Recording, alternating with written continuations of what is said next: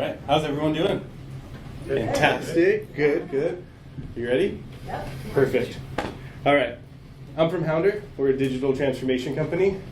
That's me on the far left, if you were right. Depending on, well, stage left, photo right. Just want to do a quick shout out to all the sponsors. Platinum, Aquia sponsor, they're actually a co-sponsor of this event. I'm here as a partner of theirs. But this would not be possible without all these amazing companies and people, so thank you. Thanks to all of you for showing up, right? Here's a quick little breakdown of kind of the agenda. We'll talk about me and Hounder, this project specifically. We'll go through the technical architecture of what we're kind of doing, the user experience and design, kind of the multi-site management, results and lessons. We'll maybe do a brief demo if you guys want, open Q&A, keep it kind of simple and fun. But that's the goal. So a little brief intro on who we are. Hounder's a super small digital transformation company based in Southern California. It's based in a small town called Redlands, about an hour east of LA. That's where I was born. Hey, okay. So I'm from there. I actually had a different company there for a long time, not in the web space. So it's definitely hometown for me, but now my new home is Everson, Washington. But we do a lot of really cool work. Long story short, being a small team, we get to move fast and work with some really great customers, do a lot of work with Aquia and Pantheon, have some fun little trophy thingies. Here is a quick little breakdown of some of the fun people we've had the pleasure of working with over the past few years. I've been at Hounder for about 3.5 years. The company's been around for 9 years now, so super fun. I think we're up to 14 people as of today. This cute picture of me. I'm Austin Amento. I am a former competitive coffee human, so roasting, barista competitions, coffee tasting, traveled all over the world doing fun coffee stuff. Now I kind of have the pleasure of doing the same or similar things, but in the tech space.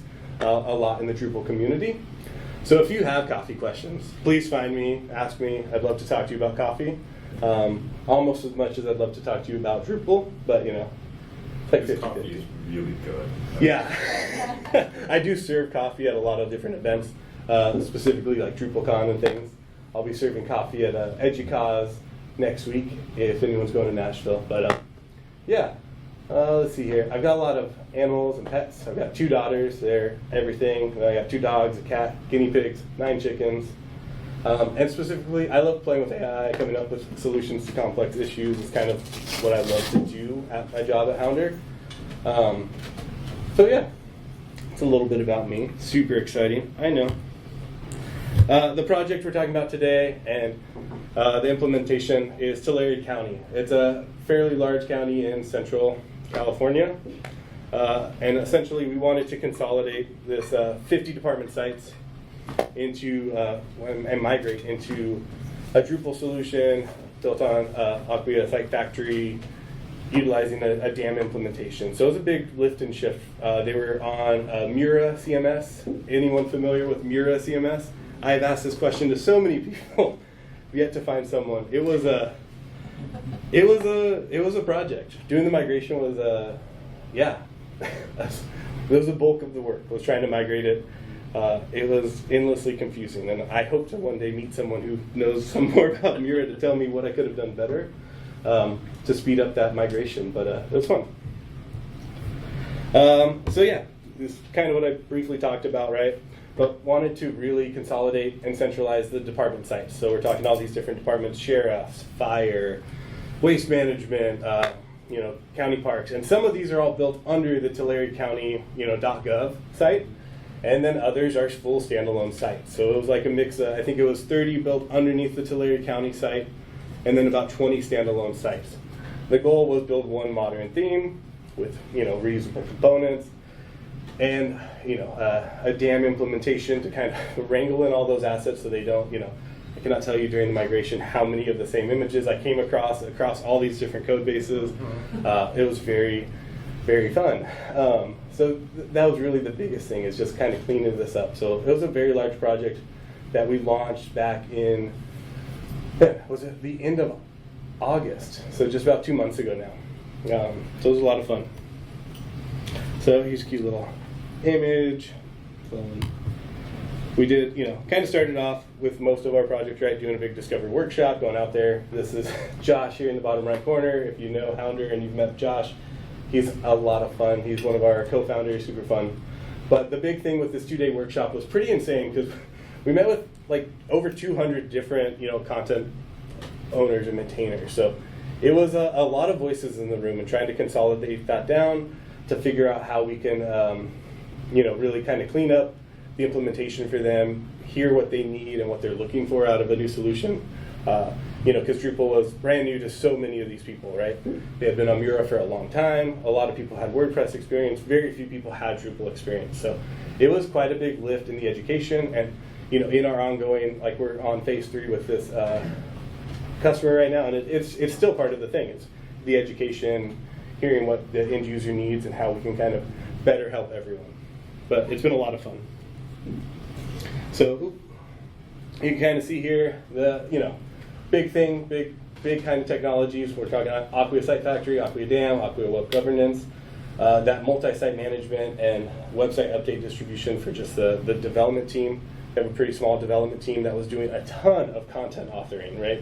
They were having to go in there and kind of make all these different solutions for anyone and everyone, right? It was, I'm sure a lot of you have kind of seen similar things, right? Where it's like, oh, we need this one thing, and let's kind of make it a one-off, spin-off thing.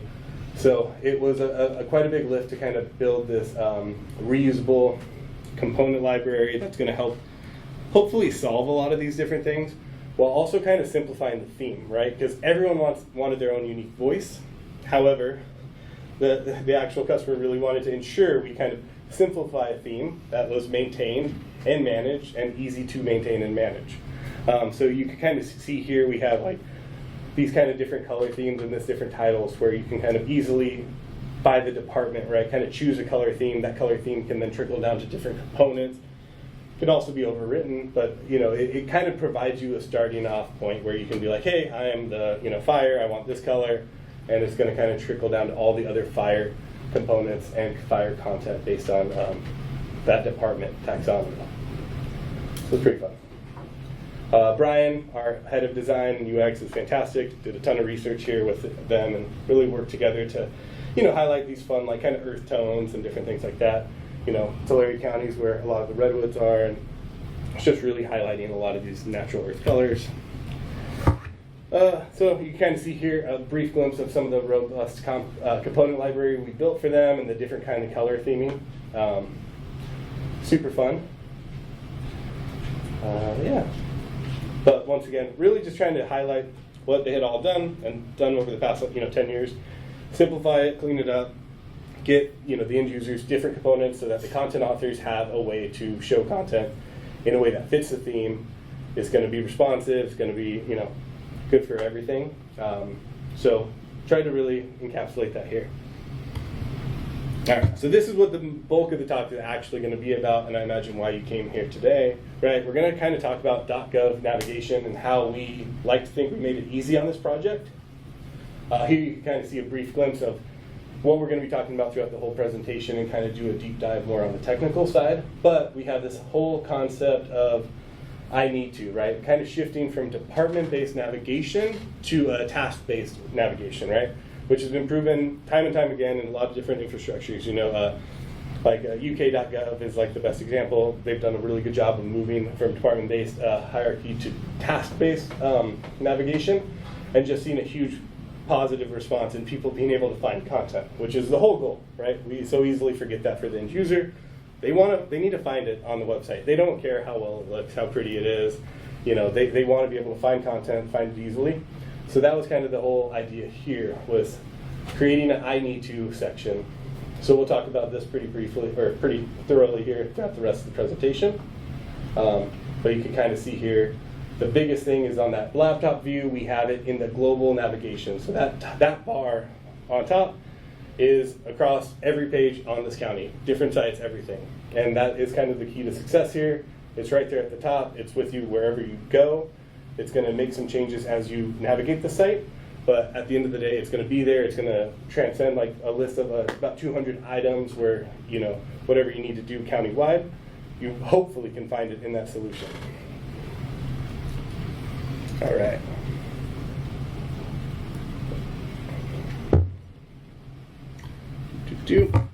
So once again, brief, overview of the problems, right? We had 50 different departments.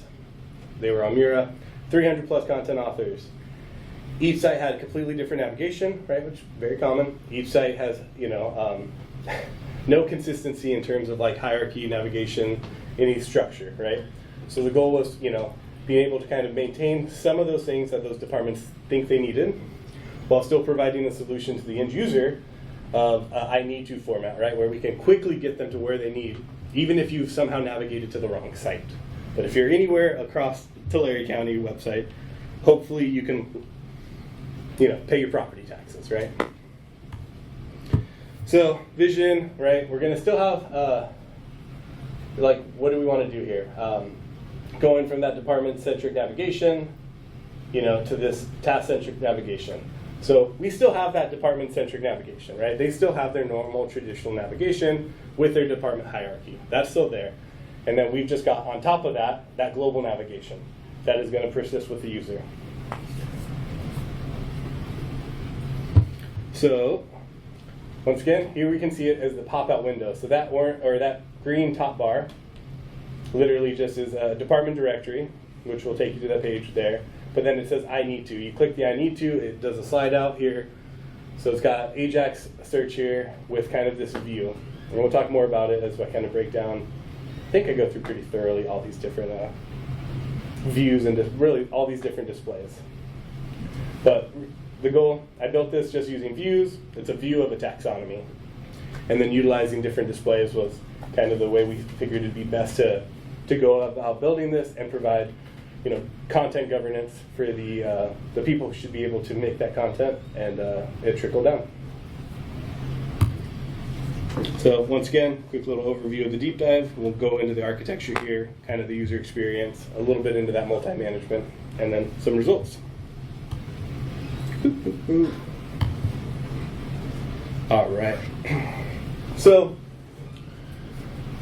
the way we kind of wanted to do this, right, we had a lot of different stakeholders. So we started with pretty simple, right? We started with a CSV where it's like, hey, everyone needs to talk department-wide and figure out what their top 5 go-tos are. That was kind of our initial request during that discovery, and throughout the whole process building with them was like, hey, I don't care how big your site is as a department. Let's sum it down to the top 5 reasons people need to go to your site, with the whole concept being I need to blank. And really just gave them that spreadsheet, right? I need to blank, and help kind of figure that out. So that's kind of the overview of like where we started. So pretty much creating taxonomy, vocabulary of global nav links. It ended up being about 200 terms with a few different metadata fields to help with searching and kind of classifying these different things. And then, like I said, we got one Drupal view, multiple displays, and that's kind of how we're going to deliver it. So we've got some different blocks. We have 2 different blocks. We've got a dedicated page. We've got the utility navigation, and then we've also got a REST API. So really utilizing as many different displays as I possibly could for this view to try to make it as user-friendly as possible. That was kind of the goal. Perfect. So we're going to break down into this, pretty straightforward, right? So this is kind of the taxonomy structure that we kind of went with, where we just have a name, a description, a link, keywords, a department, and kind of a group. The department and group are kind of references that we'll talk about and how we used it. The department being the big thing, right?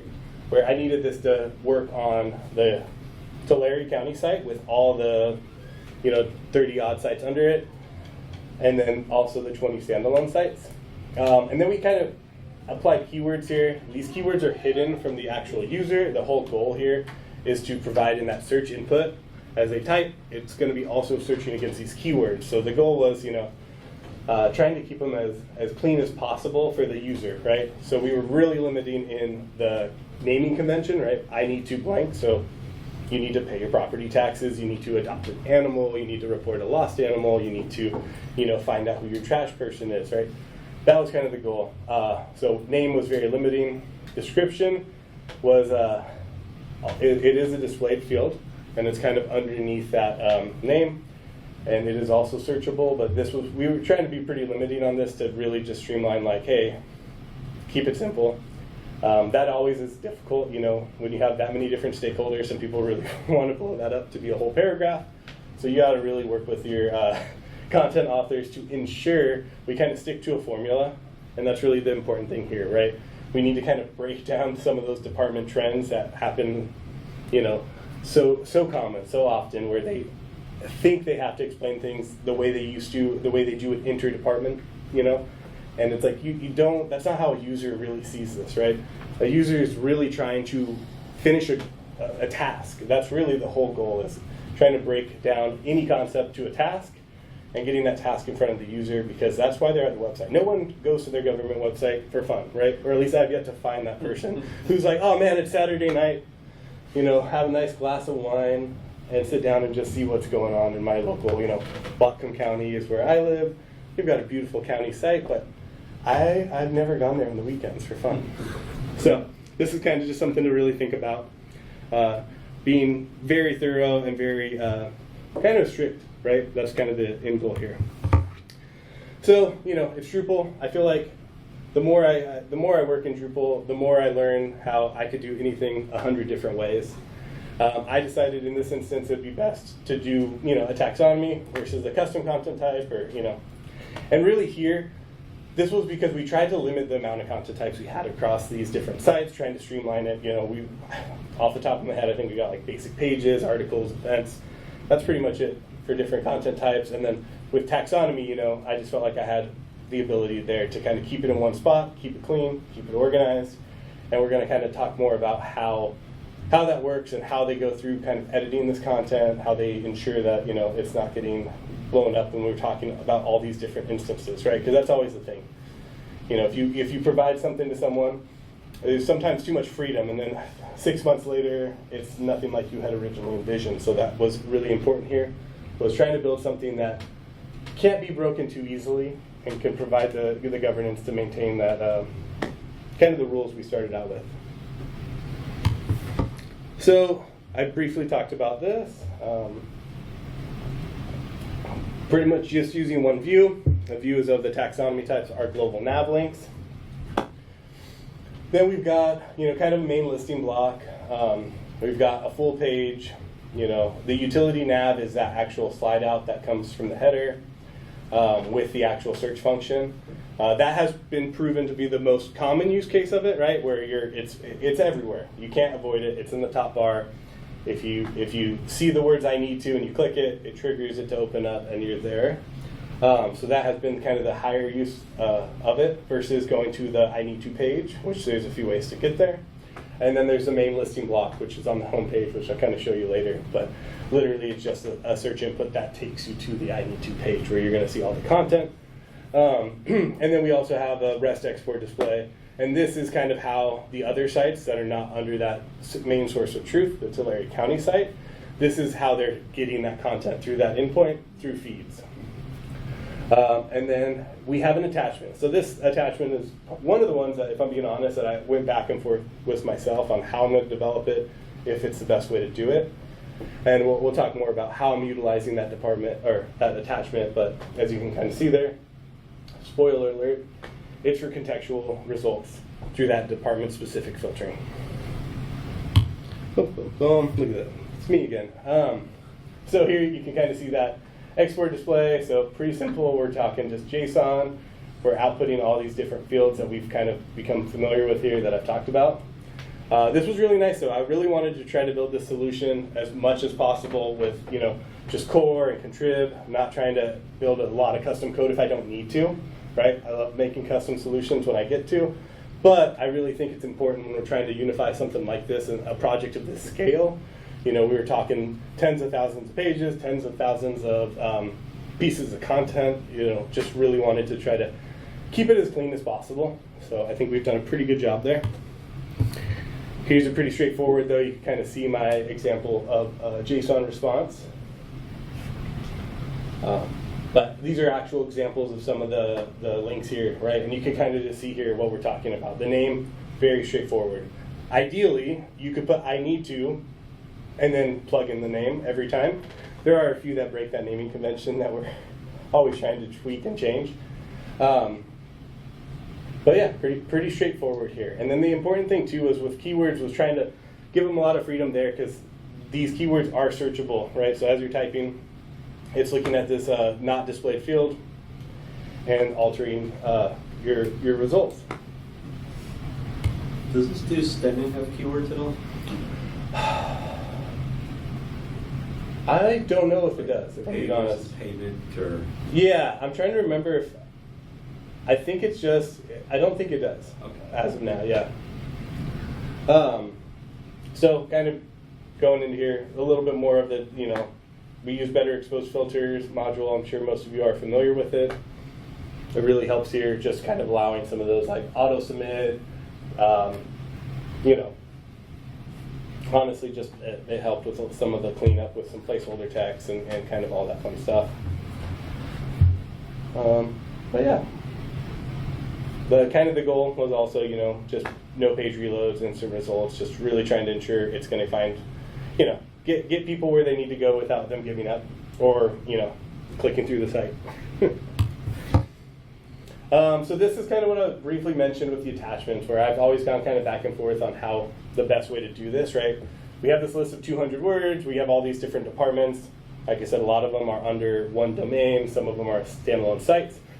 And I wanted to kind of create a way where I can, as you navigate and traverse the site, it's automatically pulling whatever department you're on to the top, right? So I utilized attachments for this and through it before, and excluded the searching and the inputs from that attachment. So as you search, it's going to go from your whole database, but as you're kind of just popping open this menu as you traverse the site, it's going to look at what department you're on based on the content type, and then a taxonomy field department. And then it's going to be kind of bubbling up those top 5. So the goal here is really to just, if you made it to sheriff site, right, hopefully you need to do something on the sheriff side. And now those are going to be on the top. They're going to be right there front and center. You don't have to search for them. And they should be right there. And hopefully that sheriff department did a great job coming up with their top 5. Or maybe they have more weight and they get to add a few more and find out what you need. So that was kind of the big thing here. And then just pretty much hiding it from search so we're not double searching, right? Because no one wants to see two, contact your sheriff, Mike or Doe. But yeah, it just was really important for me to ensure that as you navigate the site, you're seeing context change there based on what's most relevant to you as the end user. Because I hope you made it to the right department, but more often than not, you don't always.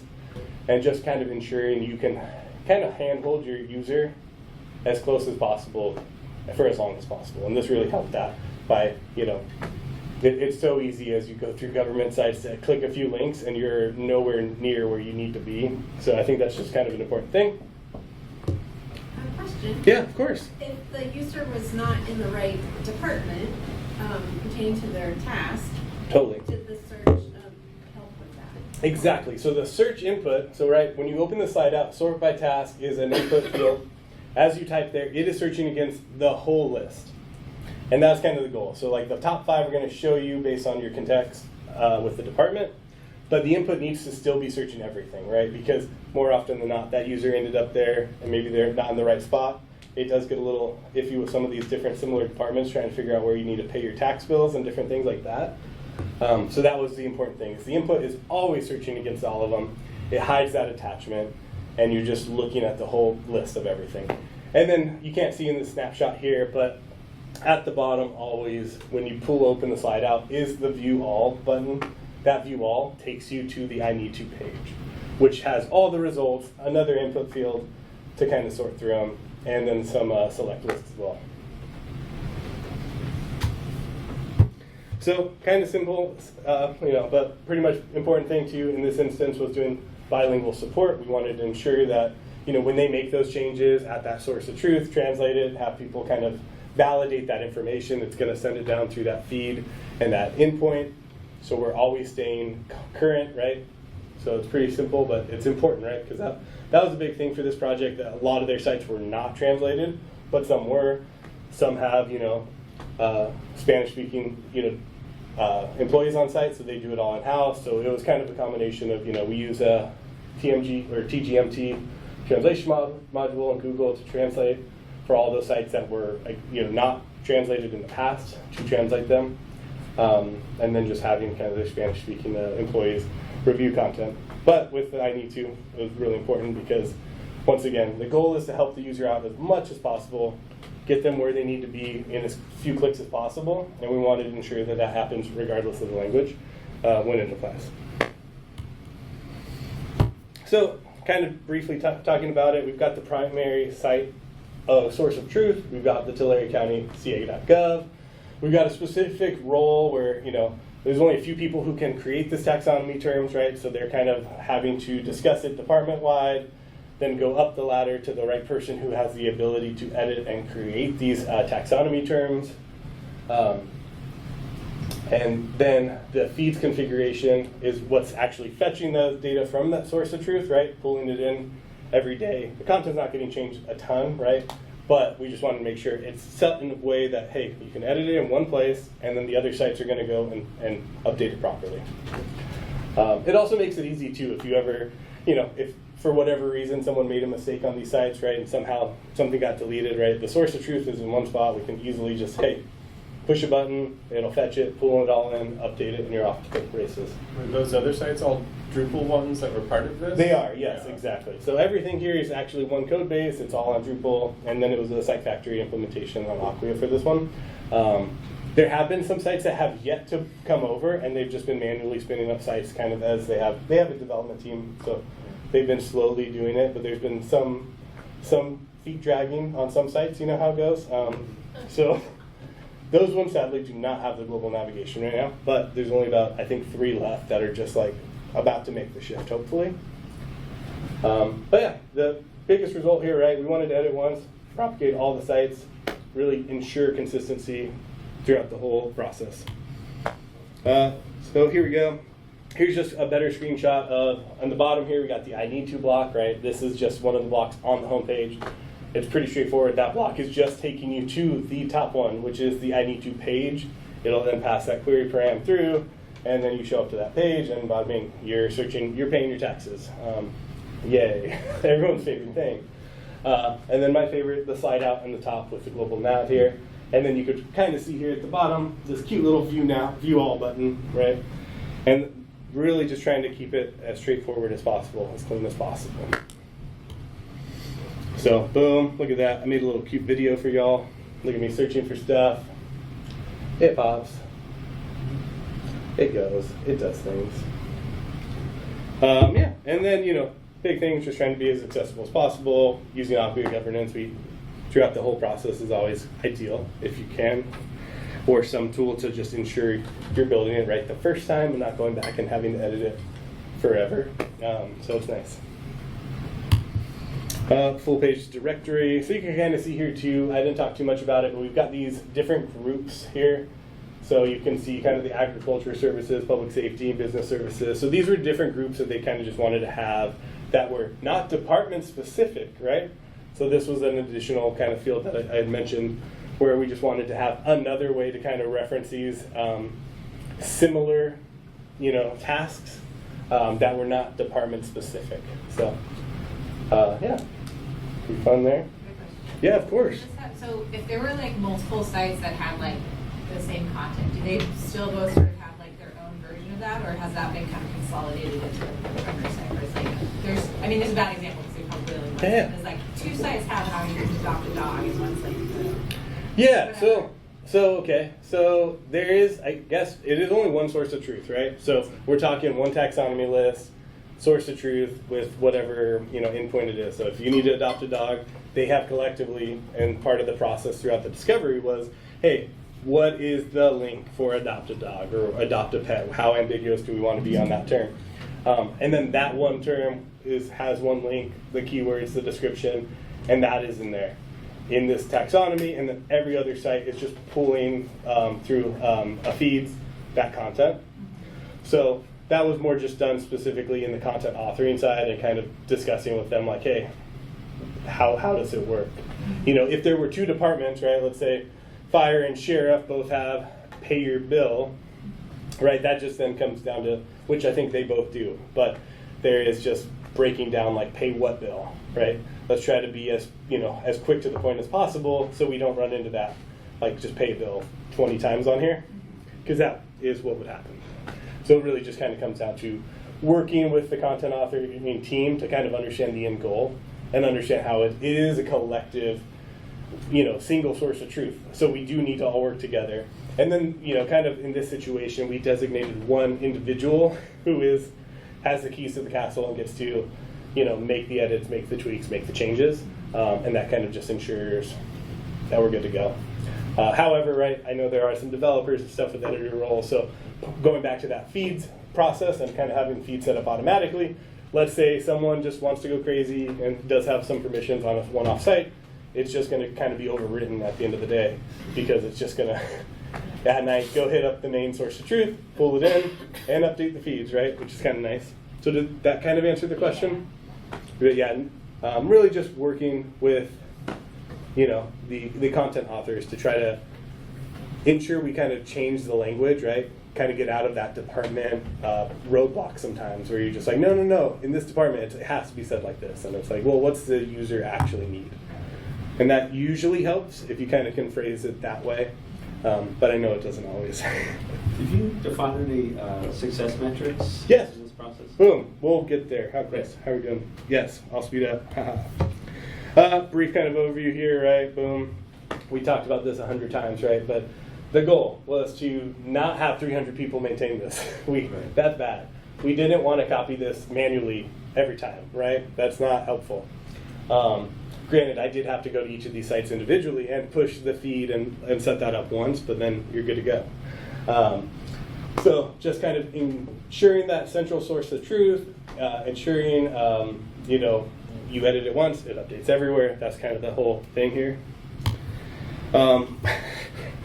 Our designer loves Lord of the Rings, so I made the title and he found the image, of course. But really, once again, the role, single source of truth, right? You can kind of see here the structure. It's a taxonomy, like we talked about. The workflow, editor adds, updates the task, they save it. REST API is going to reflect it. Satellite sites are going to sync it within the 24 hours, or you could go trigger them manually, All right, some results and lessons, right? Boom. So, right, we do have 100% consistency across all the sites. Yay! And if we don't, we will in 24 hours. So yeah, that's kind of the biggest thing, right? It's very low maintenance too. That was definitely the big thing, right? It's fast, yeah. I'm trying to think if there's anything else cool here. That's fun. But we'll talk more about some user feedback here, right? These are just some general things, but the biggest things here are the last two ones here, right? We're talking project highlights. This project is still new, so we're still kind of gaining data, building case studies on it. But we saw a 40% decreased operational cost. A lot of this did come from like implementing, a site factory install and kind of consolidating all these different sites into one platform. But the amount of people in the department level, which is a harder metric to actually quantify, but have said, I'm not picking up the phone to answer how to pay my bill. That metric has been really made me happy, because that was my biggest part here, is wanting to ensure we're not getting phone calls on how to navigate the website anymore, and that was a huge issue. That is dwindling drastically and very fast. So pretty fun, Joe's super sweet, left a nice little statement here when I reached out to him. But the goal was really reducing the calls, reducing the emails, and losing that confusion that happens to a lot of users as they get to a site. And we've seen massive success, and I'm really excited that we've kind of put together this case study. We're entering a new phase with them, trying to kind of continue to grow and build on top of this success. And honestly, still battling some content authoring struggles and building a site with a robust component library in Layout Builder still has a lot of loose ends to be able to kind of create content a little too free sometimes. But it is exciting. We're making some cool progress there. It's a fun site, and I'm super proud of it. I think that's, boom, it. So I would love to answer any questions if you have any. I have fun stickers and Sharpies. If you don't know Hounder, we love making fun swag, and I'd love to talk to you. But yeah. I have a question on the search. So as I understood, you pulled the taxonomy from the central source of truth, Mm-hmm. but in the search you display the content right? So yeah, so the view is of the taxonomy. So we're showing, and as we search, we're just filtering through that taxonomy, through that name, description, Right. keyword fields. And then what happens, okay, I type pay my bill, and then it shows pay my bill. Yep. When I click on it, what do I get? So it's going to go to whatever URL they set up with. So that was back when we talked about the taxonomy. There's just a link field, so it's, you know, most of the time, right, it's off the site you're currently on, so it's a full URL of like taking you to the point where you can pay your bill. So it will show me the content of that particular site of that taxonomy term.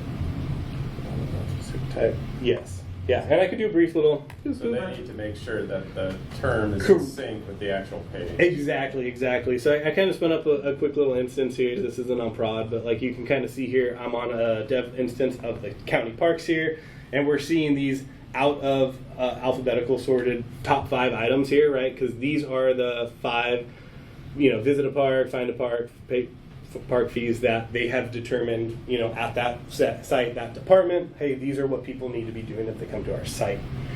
But then, like, you know, like we said, let's see, I want to actually adopt an animal, right? Boom. So, okay, you know, you might do that on the parks website, but then, boom, it's like, oh no, actually, I needed to be on this page, and you know, you can now view our animals. So the content Sure. of that navigation menu is all on the taxonomy. Correct, exactly. So it is only showing you the taxonomy. It is just literally a display of taxonomy. So And that's that's what makes it so fast, because there's no reference. exactly. We're keeping it super simple. It's like, it's, you know, as this, if this grew to something 10,000, you know, items, we would probably have some issues, right? But when we're keeping it small, it's, you know, it's under 200 items right now and hasn't changed a ton. Because like at the end of the day, there shouldn't be that many tasks at your department level, right? So it's really just trying to work with the content authors and kind of break down, simmer down what they actually need to do on your site. Because, you know, there's a lot of pages, and we're only talking about 200 links at the end of the day that ideally get you to where you want to be.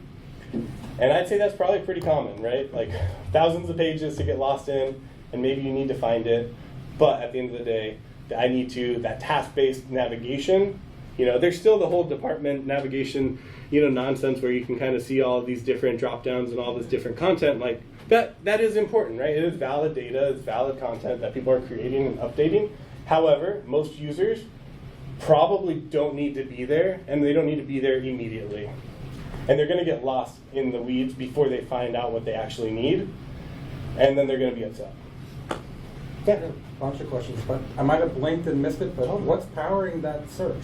Yeah, so it is literally right now just searching the taxonomy, the fields. So it is just a input, you know, View. search view of the It's a view. view Yep. with, Yep. it's Exposed. kind of- What a combine, edit input Combine field. filter. Yep, and that's it. And And then it's just you're- searching the name, the keywords, and the descriptions, right? and then you have a site search also. We do, yeah. We have a full site search, you know, yeah. And how does that compare? Is it just, are these things indexed on there also? Yeah, they are, because these are still, at the end of the day, right? It's nothing crazy. These are still just pages. They're still indexed, but you still find people not knowing how to, you know, because you have content authors that are naming pages with specific thing. Maybe they didn't fill out the metadata for the best use case. So it's really, ideally, in a perfect world, in my opinion, 95% of your users should be able to take care of what they need to on your site from this task-based navigation, right? Especially when we're talking county-wide. We're talking 200 different action, you know, qualitative links where it's like, hey, you're here, you're doing something, and you're gone. And if you need to do the search, it's still there. It's got all these different reference and boosting, all the fun stuff, right? That is still good and super important to do. But I still find even with that, I'm always changing it, always battling it, always trying to add more data to better search. And at the end of the day, it's still just fighting that content struggle. And if we can just start from a point where we're breaking down content to a task-based orientation, we can execute a lot more, a lot quicker, without having to, you know, kind of reinvent the wheel here, right? This is a pretty simple implementation. It's a taxonomy, it's a view, we're only using displays, like everything is pretty basic here. But the goal is just through content authoring and kind of creating that governance and helping everyone break down what they do, we hopefully can avoid needing to use the site search, you know, 9 times out of 10. Do you have any ways of measuring So that's the thing, is we're trying to kind of come up with that as we build the case study right now. And honestly, if I'm being honest with you, I love playing with AI, I love playing with different metrics, and I want to build a dynamic version of this that automatically creates, right? Like, hey, you know what, these 5 are great, but actually this page is getting hit twice as much as this page, right? So for me, for fun, that's kind of what I'm like playing with and sleeping That's on. your Is like Saturday night exactly, it honestly is, right? Yeah. So I'm like just trying to figure it out, because I think at the end of the day, this is still the weakest link is the content, right? And I'd like to make the metrics help kind of create that content for the long term to make this super successful, where it's like, hey, you know, and new content, right, might become the new task that needs to be updated, and maybe someone forgets to update it. So trying to find a way to make it ongoing and auto updating would be like my dream. Did you have a question? Yeah, was this your first time and the Hounder's first time building a task-based application? At this scale, for sure. Okay. You know what I mean? Like, I know we've talked about it a few times, and like we've implemented similar like little things, but when we're talking like a global navigation that exists cross-site, cross-department, yes, at this scale for sure. Okay. Yeah. So then, how did you develop your approach for gathering requirements, the workshop? And all Yeah, that, totally. From something very small scale to something that's like this. I wish Brian was here, because Brian's, you know, our head designer, UX guy, and he's fantastic. And it was really this. I just made his dream kind of come to true. But I think the big thing for him is, you know, as you sit in enough of these meetings, this is not like everyone has this issue, and we're really trying to streamline it. So I think we just had the relationship here with Tulare County to kind of go out on that limb and be like, hey, let's build this thing for you. Let's see how it works and how we implement it. And like, as the person who like engineered it, I want to now find ways to like make it better, because I think it's like a great jumping off point. But as you know, it's only been out in the wild for about 2 months, so I really want to see how users use it, how we can make it better, ideally how we can make it just auto updating and kind of pushing forward. Because I think at the end of the day, it makes sense having that task-based navigation. Like, as a whole, if you look into task-based navigation versus department navigation, you're going to see a lot of positive content and a lot of like big players that have made the shift and seen a huge success with it. Yeah. I think one of the challenges I often see is reconciling organizational priorities with user intentions. Totally. Yes. And I'm wondering if you have thought of ways of determining user intentions or needs that aren't currently being met, like looking at key search terms. Yeah, and I think it's a combination of breaking down key search terms is a great start, right? Because that's a metric that is true, it's happening, you know. So starting there, but then also doing feedback and actually getting users to give you feedback. And that's an important thing here, was getting, you know, actual users of the site, you know, to us, testing stuff with them, figuring out how and what they need. And I think when you kind of provide the structure and provide a lot of rigid, like, you know, confinements on it, like, people have to start thinking, like, you know, because this list of 200 terms was not provided once without needing edits, right? Yeah. It was like a constant struggle of like, hey, this is cool, but this is not at all what we're trying to do, right? Like, the whole concept is like, start with that I need to blank. And when you frame it like that, I do think that at least helps people kind of start to break out of that mold, right? Just like, oh, that's great, you just said that, that's fantastic. Can you now preference it with I need to, and see how that changes? And immediately, your description probably got shrunk in half, right? Because I need to have provided that task orientation to it. So now your sentence-long description of what you were doing should hopefully be prefaced with I need to, and now you could just tell me the 2 words we're missing. But it is, once again, just ongoing, I don't want to say battle, but like, it's education, it's back and forth, it's trying to, you know, meet the departments where the users are. I think about things like the synonyms module to try to help make search more greedy. Totally, yeah, and that's like something that like, we haven't found that we need to do that, because it's only 200 terms, and like, once again, the whole I need to helps break it down. Having those keywords are huge to be able to provide a little bit more broader context, and like adding synonyms would probably be helpful. Like, I think it could totally be a positive implementation to add it. But yeah. I think that's time. Perfect. If there's like other questions, please feel free Yeah. to ask. And there's a group photo thing happening. Yeah, I've also got some swag if you guys want some like Sharpies or a cute little sticker sheet. I've got things. Thank you all. Thank you. Thank you. Oh wait, actually, can I like take a quick little selfie with y'all? Yeah.